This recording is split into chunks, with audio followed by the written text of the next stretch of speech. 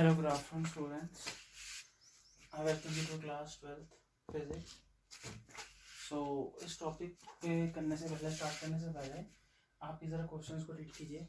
10 seconds हैं आपके पास.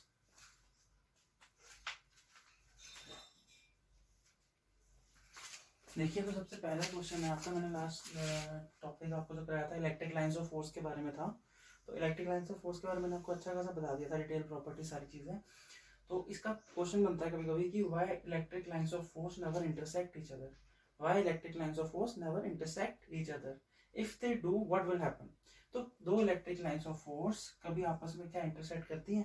तो इसका आंसर है नो. ये तो प्रॉपर्टी में भी था कि no electric lines of force intersect each other. तो बोलता है अगर करें तो क्या होगा. तो इसके लिए हमें आंसर लिखना है. तो हम इसके आंसर लिखेंगे if the two electric lines of force intersect each other. अगर वो इंटरसेक्ट करते हैं तो मैंने आपको बताया था कि इलेक्ट्रिक लाइंस ऑफ फोर्स में अगर टेंजेंट बनाते हैं तो वो क्या रिप्रेजेंट करता है? Electric field. Electric field electric intensity की डायरेक्शन को बताता है कि किस तरफ इलेक्ट्रिक इंटेंसिटी की डायरेक्शन है. तो अगर ये दोनों इंटरसेक्ट कर जाएं तो यहाँ पे टेंजेंट की डायरेक्शन यहाँ आ रही है, यहाँ पे डायरेक्शन यहाँ आ रही है, मतलब कि दो अलग डायरेक्शन हो रही है. पर इलेक्ट्रिक फील्ड इंटेंसिटी की डायरेक्शन अलग अलग नहीं होती. इधर इधर जा रहा है, ऊपर की तरफ इधर, नीचे की तरफ जा रहा है. तो ऐसा कभी पॉसिबल नहीं है. तो हम क्या लिखेंगे? No electric lines of force never intersect each other, and if they do so, अगर वो ऐसा करते हैं तो at the point of intersection, if the tangent is drawn on the two curves, इन दोनों कर्व पे अगर टेंजेंट बनाए तो then the field electric there is two different directions of electric field intensity. EP की दो डायरेक्शंस आएंगी जब हम टेंजेंट बनाएंगे, which is not possible. So hence electric lines of force can never intersect each other. अच्छा, उसके बाद आता है कि इलेक्ट्रिक लाइंस ऑफ फोर्स कब हमारी स्ट्रेट होती है और कब कर्व्ड होती है. तो अगर हमारा पॉइंट चार्ज है, तो उस समय हमारी electric lines of force straight है. और अगर हमारे पास सिंगल पॉइंट चार्ज है तो हमारी electric lines of force straight होती है. और जब हमारे पास दो पॉइंट चार्जेस हैं तो वो हमारी क्या आती है? कर्व्ड. ठीक है. अब इसके न्यूमेरिकल लेते हैं एनसीईआरटी के कुछ. तो पहला न्यूमेरिकल देखिए, इसमें क्या लिखा है? What is the force between two small charge spheres having charges. पहला चार्ज कितना है इसका? पहले चार्ज का 2 × 10 की पावर 2 × 10 की पावर -7 कूलम. और दूसरा चार्ज, दूसरी बॉडी जो चार्ज है Q2, उसकी क्या वैल्यू है? 3 × 10 की power -7 coulomb, placed 30 centimetre apart in air. तो ये दो चार्जेस हैं, इनके बीच में कितना फोर्स लग रहा होगा जब ये दोनों आपस में 30 सेंटीमीटर अपार्ट होंगे. तो ये क्वेश्चन को रीड कीजिए और बताइए मुझे कौन सा फोर्स लगेगा इसमें. तो इसमें आपको पता होना चाहिए कि इसमें हमारा कौन सा फोर्स लगेगा. ये हमारा कूलम सा लगेगा, क्योंकि हम जब भी फोर्स की बात करेंगे इलेक्ट्रोस्टैटिक फोर्स की तो हमें कूलम लगाना है. तो इसमें सबसे पहले क्या लिखेंगे? आंसर. तो सबसे पहले गिवन लिखेंगे. तो आपको पता है गिवन बच्चे Q1 कितना दिया है? 2 × 10 की पावर -7 कूलम. Q2 कितना दिया है बच्चे? ये लिखा हुआ है 3 × 10 की पावर -7 कूलम. अब आपको डिस्टेंस दिया हुआ है, कितना डिस्टेंस सेपरेटेड अपार्ट है, कितना डिस्टेंस अपार्ट. तो यानी कि R जो आपको फॉर्मूले में होता है वो कितना दिया? 30 सेंटीमीटर. R आपको 30 सेंटीमीटर दिया, पर हम छोटी यूनिट में नहीं लेते, इसको हमें किसमें कन्वर्ट करना पड़ेगा? मीटर में. तो इसको कन्वर्ट करेंगे 30/100 मीटर. ये 3 0 कटा तो क्या बना? 3/10 मीटर. और इसको लिख सकते हैं 0.3 मीटर. 0.3 मीटर. मैंने शॉर्ट में बताया, कुछ सबका लेवल बराबर नहीं होता, बिल्कुल कैलकुलेट करके बताया मैंने. अब हम लगाएंगे फोर्स निकालना है. तो फोर्स किसके बराबर होता है बच्चे? आपको पता है, कूलम्स लगाएंगे यहाँ पर. अप्लाई कूलम्स का तो क्या होता है? 1/4πε0 Q1 Q2 अपॉन R². तो बच्चे इसमें वैल्यू डालेंगे हम. इसको वैल्यू डालने के लिए मेरे को थोड़ा सा मिटाना पड़ेगा. यहाँ पर नीचे थोड़ा सा निशान से है. तो देखिए बच्चे यहाँ पर, तो यहाँ पर वैल्यू डालिए. 1/4πε0 की वैल्यू मैंने आपको डेरिवेशन में बताई थी, किसके बराबर होती है? 9 × 10 की पावर 9.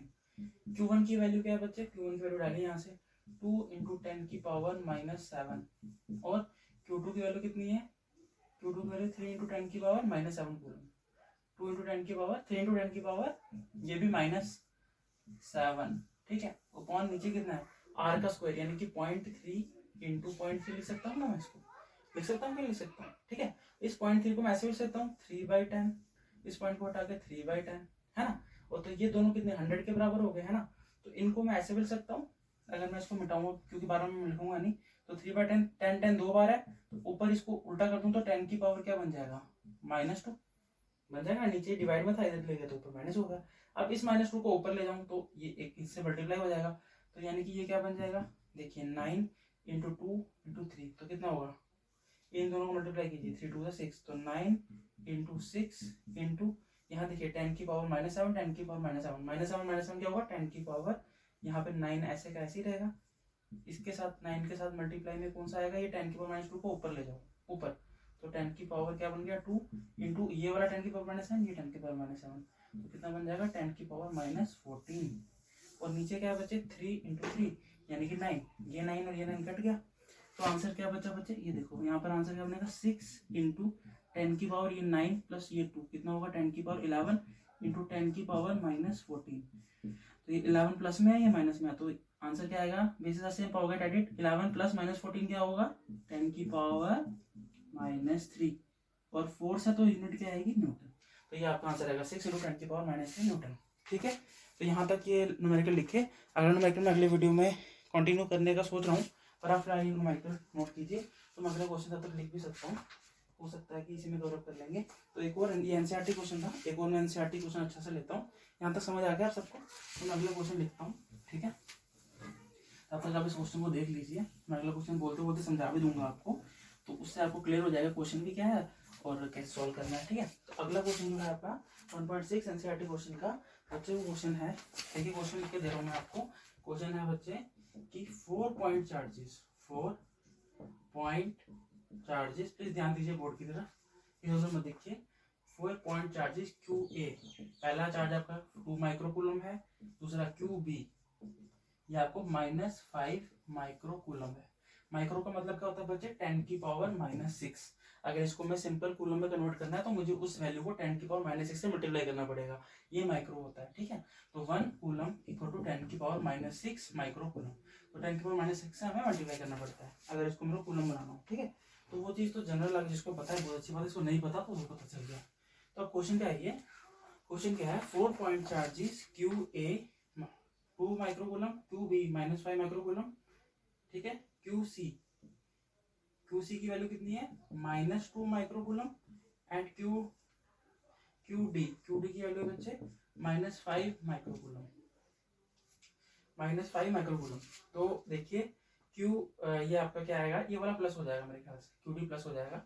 ठीक है, तो QD plus 5 microcoulomb are located at corners of a square, are located at corners of a square ABCD of side 10 centimeter, होता है what is the force on a charge of 1 microcoulomb placed at centre of Q।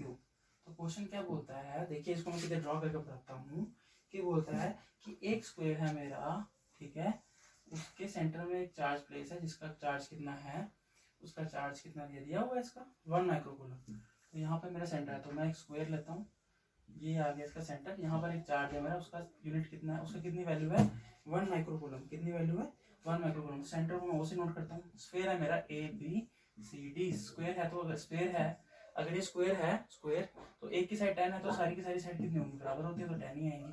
अब मेरा ए पे charge कितना दिया है, ए पे charge दिया है 2 माइक्रोकूलम, ए पे कितना दिया है 2 माइक्रोकूलम, और बी पे कितना दिया है बच्चे -5 कूलम, और सी पे कितना दिया है, सी पे सोचिए कितना दिया है, सी पे दिया है बच्चे -2 माइक्रोकूलम, और डी पे क्या दिया है +5 माइक्रोकूलम। तो बोलता है इस पे कितना फोर्स एक्सपीरियंस होगा इस ए पे, तो देखिए इस पॉइंट ओ पे अगर मैं बात करूं इस पे क्या होगा, तो मैं सिमेट्री में चलता हूँ, बाई सिमेट्री अगर मैं सिमेट्री पे जाऊं, तो देखिए अगर इस पे मैं बात करूं इन दोनों की तरफ से डी और बी की वजह से क्या फोर्स लग रहा है, तो अगर डी 5 माइक्रोकूलम लगा रहा है, तो बी कितना लगाएगा बच्चे, बी -5 माइक्रोकूलम लगाएगा, तो ये दोनों आपस में इक्वल एंड अपोजिट है, तो ये आपस में एक दूसरे को कैंसिल कर देंगे।